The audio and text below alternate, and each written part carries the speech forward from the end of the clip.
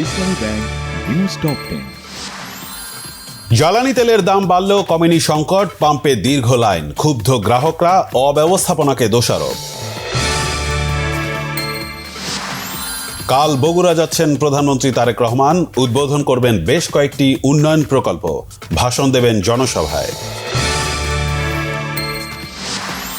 191 দেশের অংশগ্রহণে শেষ হল IMF এর 6 দিনের বসন্ত বৈঠক।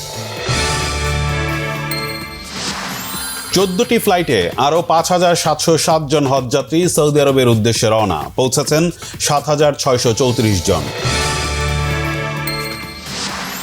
চট্টগ্রামের আনোয়ারায় দেশের একমাত্র রাষ্ট্রায়ত্ত DAP-FCL সার কারখানায় অ্যামোনিয়া সংকটে উৎপাদন কার্যক্রম বন্ধ। জুলাই আন্দোলনে মানবতা বিরোধী অপরাধ মামলায় সাবেক MP শামীম ওসমান সহ 12 জনের বিরুদ্ধে অভিযোগ গঠনের শুনানি শেষ। হাম রোগীর চাপ সামলাতে চাঁপাইনবাবগঞ্জে 250 শয্যার হাসপাতালে ডাক্তার নার্সদের হিমশিম অবস্থা। যে কোনো সময় আবারও যুদ্ধ শুরু হতে পারে, হুঁশিয়ারি ইরানের, হরমুজ বন্ধ রাখার সিদ্ধান্তে অনড় অবস্থান।